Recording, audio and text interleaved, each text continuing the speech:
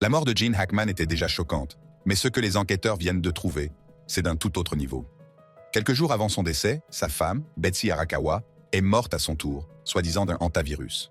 Au début, tout le monde pensait qu'il s'agissait d'un accident tragique, peut-être un empoisonnement au monoxyde de carbone dans la cuisine. Mais aujourd'hui, on dit que le FBI a trouvé un tunnel caché avec de vrais cadavres. Oui, une légende hollywoodienne, un tunnel secret et une affaire de plus en plus étrange. Que se passait-il vraiment dans cette maison? Ce n'est pas ce à quoi tout le monde s'attendait. Conclusion du FBI.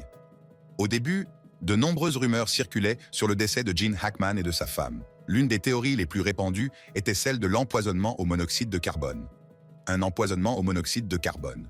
Les gens ont commencé à se demander si quelque chose n'avait pas mal tourné dans leur maison, entraînant une fuite de gaz mortel. Le fait qu'ils soient tous deux décédés à peu près au même moment n'a fait qu'alimenter les spéculations. Un gaz invisible aurait-il pu être le véritable tueur? Cette question a rapidement pris de l'ampleur. La fille de Gene Hackman a ensuite rendu les choses encore plus intéressantes. Elle a parlé à TMZ et n'a pas rejeté l'idée que le monoxyde de carbone puisse être la cause. En fait, elle a déclaré qu'il s'agissait d'une possibilité réelle. Selon elle, la fuite pourrait provenir de la cuisine, sans toutefois donner trop de détails. Ses propos ont renforcé la théorie. Si quelqu'un savait ce qui se passait à l'intérieur de cette maison, c'était un proche de la famille. Naturellement, une fois que sa déclaration a été rendue publique, elle s'est répandue comme une traînée de poudre. Les fans et les médias s'en sont emparés et, soudain, la théorie du monoxyde de carbone n'était plus une simple supposition. Elle commençait à ressembler à une véritable explication. Les gens ont commencé à demander si la maison des Hackman avait des antécédents de fuite de gaz ou s'il y avait eu récemment des problèmes d'entretien. Plus les gens en parlaient, plus l'explication semblait possible. Mais de nombreuses questions restaient sans réponse. S'il s'agissait d'une intoxication au monoxyde de carbone, pourquoi personne n'avait-il remarqué les symptômes avant? La maison était-elle équipée de détecteurs? Et si oui, pourquoi ne se sont-ils pas déclenchés? Tels sont les détails sur lesquels les gens attendaient d'en savoir plus.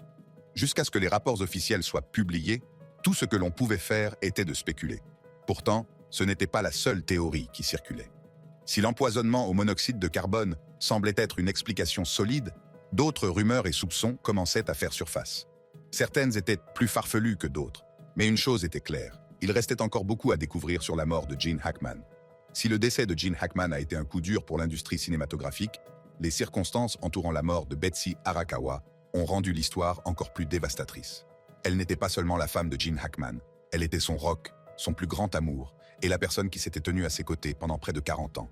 Son décès a été causé par une maladie rare et mortelle, le syndrome pulmonaire à hantavirus. Cette maladie, qui se contracte à la suite d'une exposition à des excréments de rongeurs, se manifeste d'abord par des symptômes semblables à ceux de la grippe, mais s'aggrave rapidement, entraînant une insuffisance respiratoire.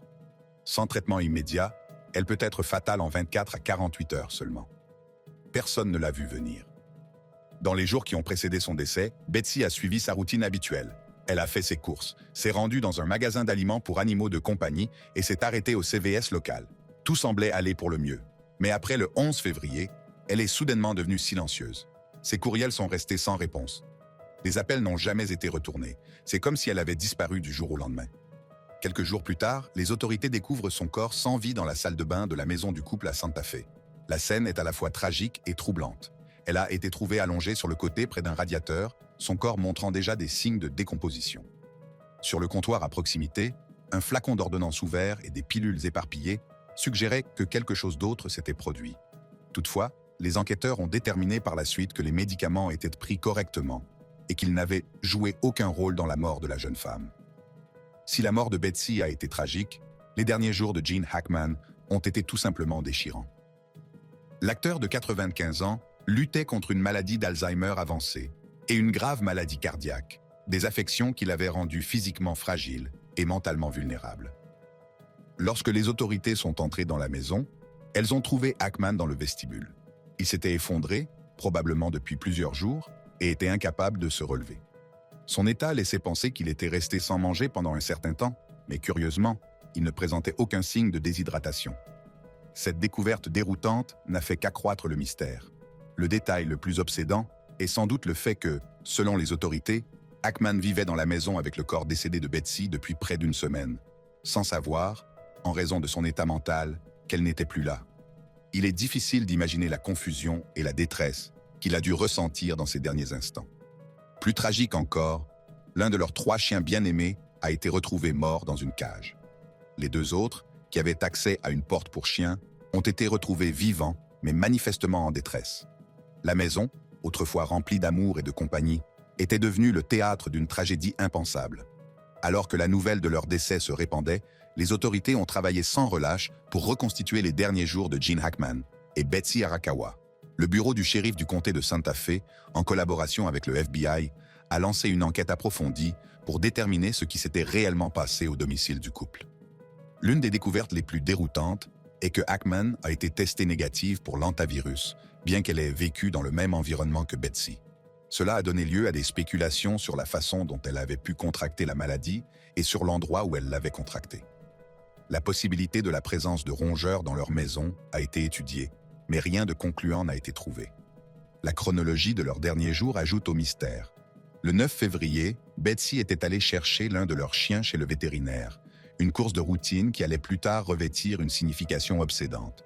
2 jours plus tard, elle a été vue en ville, vaquant à ses occupations habituelles. Et puis, le silence. La dernière activité connue de Hackman a été enregistrée par son stimulateur cardiaque le 17 février, montrant un rythme cardiaque anormal. Le 18 février, il n'y avait plus aucun signe de vie. Ce n'est que lorsque des voisins se sont inquiétés et ont demandé une enquête de bien-être que les autorités ont finalement pénétré dans la maison le 26 février, près de 2 semaines après la dernière apparition publique de Betsy. Après une enquête approfondie, les conclusions du médecin légiste ont confirmé la déchirante vérité. Gene Hackman est mort d'une maladie cardiovasculaire hypertensive et athérosclérotique, aggravée par son état d'Alzheimer avancé. Son corps présentait des signes de crise cardiaque antérieure et de graves lésions rénales dues à une hypertension artérielle de longue durée. En bref, son corps avait lentement rendu l'âme. En l'absence de tout signe d'acte criminel, l'affaire a été classée, mais la tristesse persistante est restée. Leur maison, autrefois un sanctuaire d'amour et de camaraderie, était devenue le théâtre d'une fin profondément tragique. Cependant, les rumeurs selon lesquelles FBI aurait trouvé un tunnel secret rempli de cadavres sous la maison de Gene Hackman ont commencé à faire leur chemin dans les médias et n'ont fait qu'ajouter au mystère entourant sa mort. La rumeur du tunnel secret rempli de cadavres sous la maison de Gene Hackman a commencé de la manière la plus étrange qui soit. Il ne s'agissait pas d'un grand reportage ou d'une enquête officielle. Tout a commencé par un message aléatoire sur un obscur forum Internet.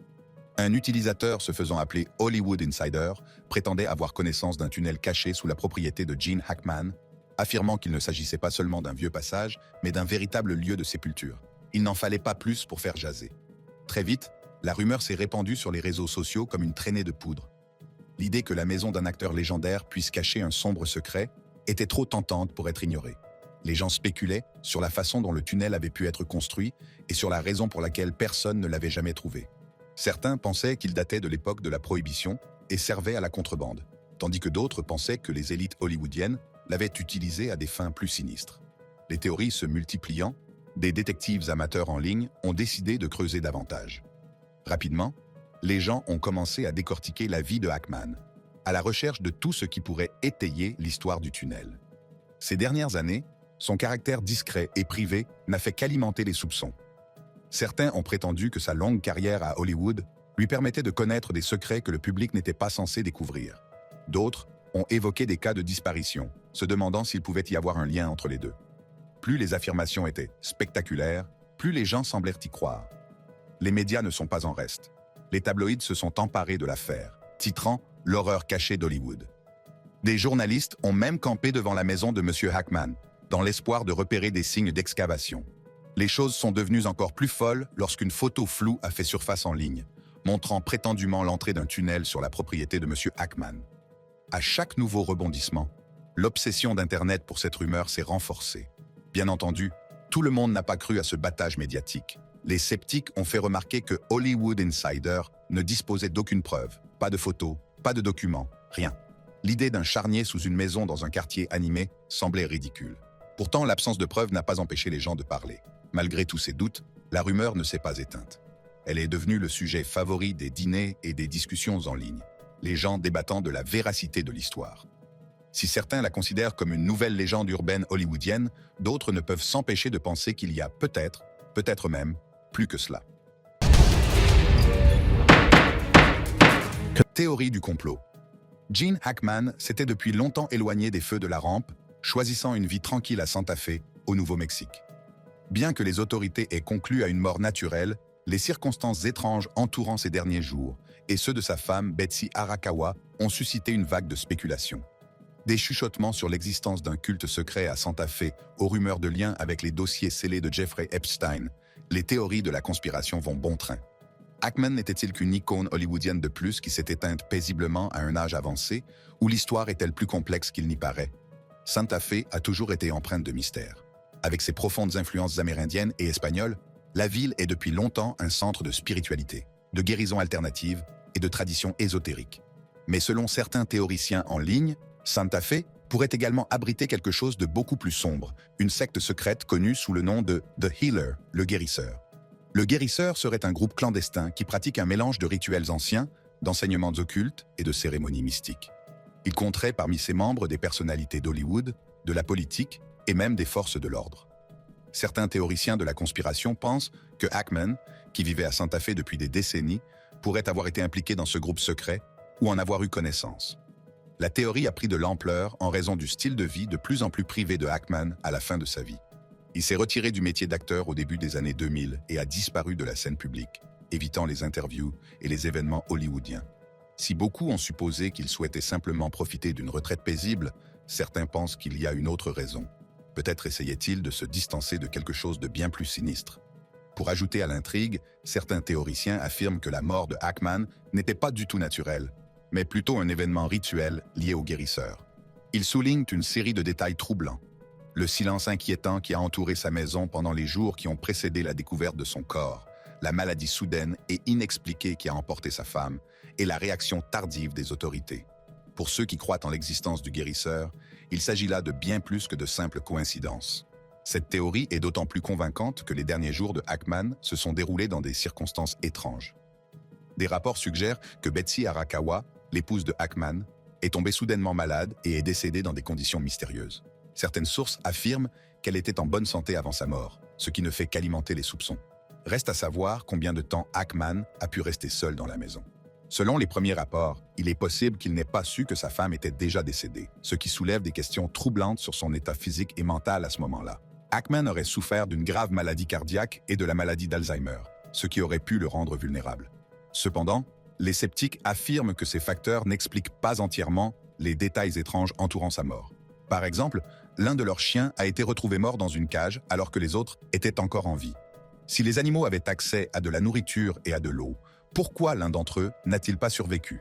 Y avait-il un produit toxique dans la maison ou s'agit-il simplement d'un malheureux accident?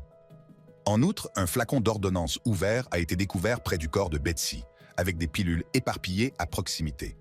Bien que les autorités aient rapidement écarté tout acte criminel, certains théoriciens suggèrent qu'il pourrait s'agir d'une mise en scène destinée à induire les enquêteurs en erreur. Au-delà des théories sur l'implication d'une secte, un autre élément majeur a retenu l'attention des conspirationnistes, les dossiers non scellés de Jeffrey Epstein. Dans les semaines qui ont précédé la mort de Hackman, les spéculations se sont multipliées sur la publication de documents précédemment classifiés qui auraient cité des individus puissants liés aux activités criminelles d'Epstein.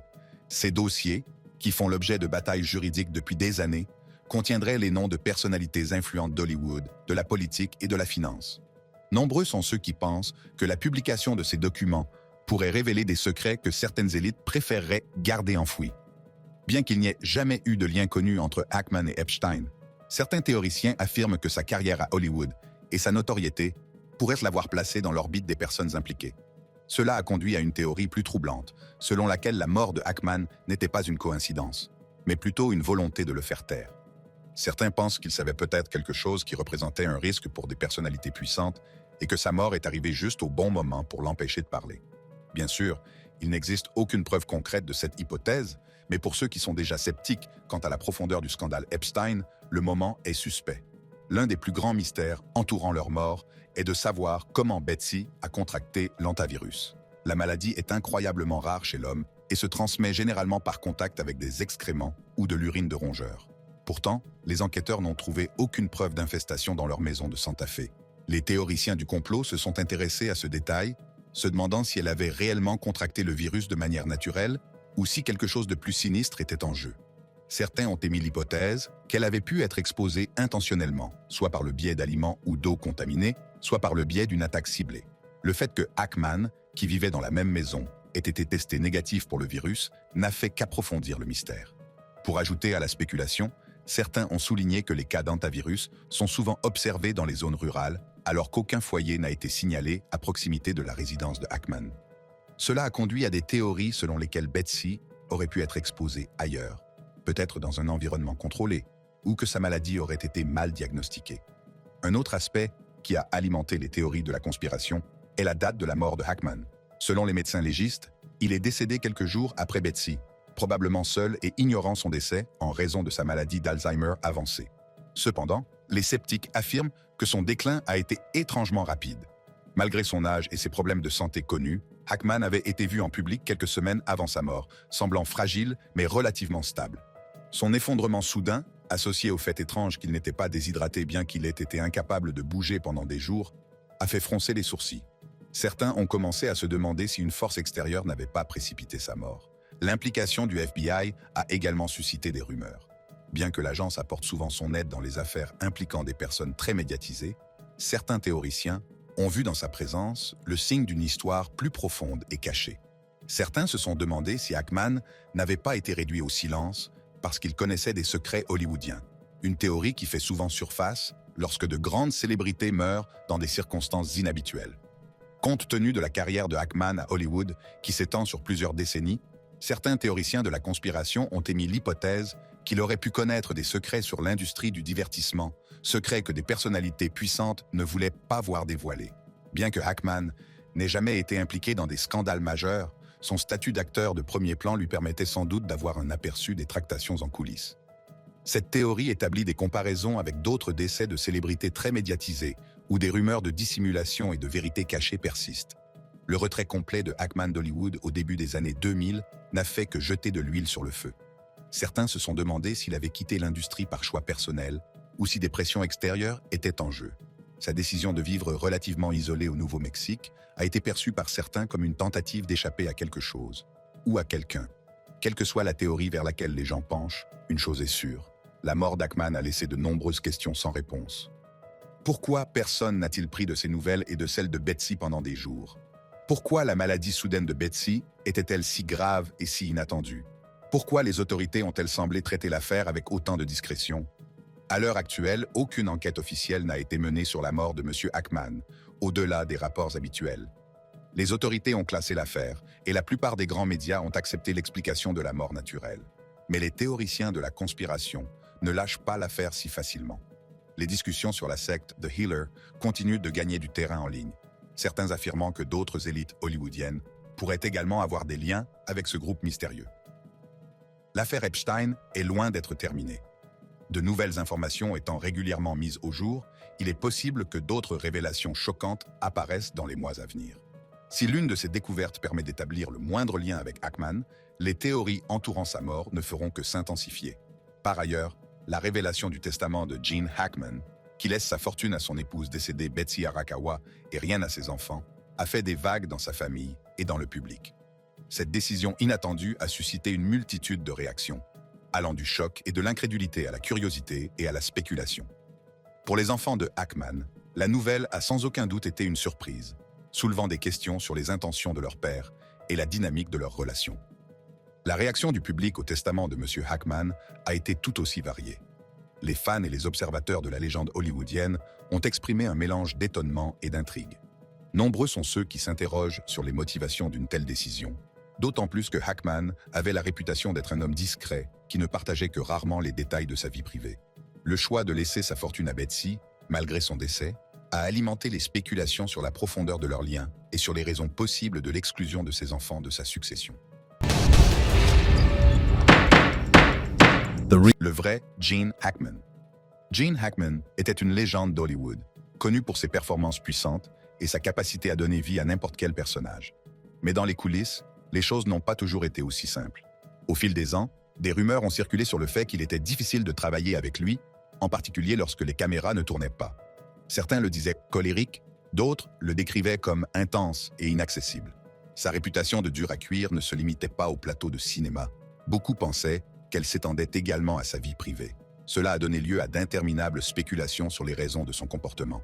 Certains pensent qu'il s'agit simplement de sa personnalité, tandis que d'autres évoquent quelque chose de plus profond, son passé. Hackman n'a pas eu une enfance des plus faciles, et beaucoup pensent que son apparence dure a été façonnée par les luttes auxquelles il a dû faire face en grandissant. L'enfance de Hackman est loin d'être parfaite. Né en 1930 à San Bernardino en Californie, il n'est pas issu d'un milieu privilégié. Son père, Eugene Hackman, a quitté la famille alors que Gene n'était encore qu'un jeune garçon. Ce genre d'abandon laisse des traces, et il n'est pas surprenant que Gene Hackman ait porté la douleur du départ de son père jusqu'à l'âge adulte. Sa mère, qui l'élève seule, fait de son mieux, mais la vie reste difficile. Enfant, Hackman se déplaçait beaucoup, ne restant jamais trop longtemps au même endroit. Ce genre d'instabilité peut rendre une personne méfiante, et beaucoup pensent que cela a joué un rôle dans la façon dont il a interagi avec les autres plus tard dans sa vie. Malgré ces difficultés, Hackman avait de grands rêves. Il voulait faire quelque chose de sa vie, et il savait que cela signifiait sortir de son petit monde et entrer dans quelque chose de plus grand. Le chemin de Hackman vers Hollywood n'a pas été facile. Avant de devenir un acteur connu, il s'est engagé dans les Marines à l'âge de 16 ans, en mentant sur son âge pour s'enrôler. L'armée, avec sa structure rigide et sa hiérarchie stricte, était un environnement difficile pour Hackman, qui avait un problème inné avec l'autorité. Il a terminé son service sans incident, mais l'expérience a laissé une impression durable sur lui. Le temps passé par Hackman dans les Marines lui a inculqué un sens de la discipline, mais a également alimenté sa tendance à la rébellion. Cette relation complexe avec l'autorité se manifestera plus tard sur les plateaux de tournage, où les réalisateurs se trouveront souvent en désaccord avec le caractère bien trempé de Hackman. Son exigence d'authenticité et son refus de la microgestion ont fait de lui une présence redoutable, à la fois respectée et redoutée. L'armée lui a appris la discipline et la robustesse, mais elle a aussi renforcé l'idée que la vulnérabilité n'était pas une option. Après son passage dans les Marines, il a enchaîné les emplois et s'est efforcé de trouver ses marques. Il finit par se tourner vers le métier d'acteur, mais le succès ne vient pas du jour au lendemain. Hackman a essuyé rejet sur rejet, de nombreuses personnes lui disant qu'il ne réussirait jamais. Ce genre de déception répétée peut endurcir une personne, et c'est probablement ce qui s'est passé pour lui. Lorsqu'il a finalement percé à Hollywood, Hackman avait développé une attitude sans état d'âme. Il n'était pas du genre à jouer des jeux ou à faire semblant d'être quelqu'un qu'il n'était pas, ce qui a déplu à certaines personnes. L'un des aspects les plus discutés de la vie personnelle de Hackman est son éloignement de sa famille. Bien qu'il ait été marié pendant des décennies et qu'il ait eu des enfants, il n'a jamais semblé être du genre chaleureux et affectueux. Beaucoup ont supposé que les expériences de son enfance, en particulier le départ de son père, l'ont empêché de nouer des liens affectifs profonds. En vieillissant, il a pris encore plus de distance. À la fin de sa vie, Hackman s'est installé à Santa Fe, au Nouveau-Mexique, où il a mené une vie tranquille et recluse. Certains pensent qu'il s'agit simplement de sa façon de profiter de la retraite, mais d'autres pensent qu'il s'agit de quelque chose de plus, peut-être une extension de son habitude de toujours de tenir les gens à l'écart. Cette solitude n'a fait qu'alimenter les rumeurs sur son caractère difficile. Si quelqu'un évite les gens pendant si longtemps, il est facile de supposer qu'il n'aime pas être entouré d'autres personnes. À Hollywood, les histoires d'acteurs difficiles se répandent rapidement, et Hackman ne faisait pas exception. Certains acteurs et réalisateurs l'ont décrit comme exigeant et têtu, peu enclin à faire des compromis sur le plateau. D'autres ont dit qu'il avait un tempérament vif et qu'il n'était pas toujours facile de travailler avec lui. L'une des histoires les plus célèbres sur le tempérament de Hackman remonte à l'époque où il travaillait avec le réalisateur Wes Anderson sur The Royal Tenenbaums. Selon les rapports, Hackman n'était pas heureux de jouer dans le film et était particulièrement dur avec Anderson. Certains membres de l'équipe ont même déclaré qu'il était carrément grossier, faisant des commentaires acerbes et créant des tensions sur le plateau. Un autre incident notable s'est produit lors de la production de Hoosiers, où Hackman s'est heurté au réalisateur David Anspaugh. Ce dernier, relativement inexpérimenté à l'époque, s'est trouvé confronté aux opinions tranchées et au comportement affirmé de Hackman. L'insistance de Hackman à faire les scènes à sa façon a donné lieu à des échanges houleux, laissant l'équipe marcher sur des œufs. Malgré ces tensions, les performances de Hackman étaient tout simplement brillantes, prouvant que sa nature exigeante était souvent un sous-produit de son engagement inébranlable envers son métier. Si certains attribuent cette situation à l'éthique de travail intense de Hackman, d'autres y voient une tendance qui perdure depuis des décennies. Malgré les histoires sur sa personnalité difficile, personne ne peut nier le talent de Hackman. Il a été l'un des meilleurs acteurs de sa génération, remportant 2 Oscars et livrant des performances inoubliables dans des films comme The French Connection et Unforgiven. Sa complexité le rendait à la fois fascinant et frustrant. Certains le considèrent comme un perfectionniste qui voulait simplement obtenir le meilleur de son travail. tandis que d'autres pensent que ses aspérités sont le résultat d'un passé douloureux. Quelle que soit la vérité, une chose est sûre, il a laissé un impact durable sur Hollywood, pour le meilleur et pour le pire. Même à la fin de sa vie, lorsqu'il s'est éloigné de la scène, les histoires à son sujet n'ont jamais vraiment disparu. Son nom revient toujours dans les conversations sur les meilleurs acteurs de tous les temps, ainsi que dans les discussions sur les stars avec lesquelles il n'a pas toujours été facile de travailler. Alors qu'il vivait ses dernières années à Santa Fe, Hackman est resté aussi discret que jamais. Faisant rarement des apparitions publiques, il semblait satisfait de vivre loin des projecteurs. Certains y ont vu un repos bien mérité après une carrière longue et exigeante, tandis que d'autres se sont demandé s'il ne s'agissait pas d'un autre signe de sa préférence pour l'isolement. Quoi qu'il en soit, son héritage est assuré. On se souviendra toujours de lui comme l'un des plus grands acteurs d'Hollywood, imparfait, compliqué et indéniablement talentueux. Si vous avez aimé regarder cette vidéo et que vous souhaitez continuer à découvrir d'autres vidéos passionnantes comme celle-ci, cliquez sur l'une des cartes qui se trouve sur votre écran.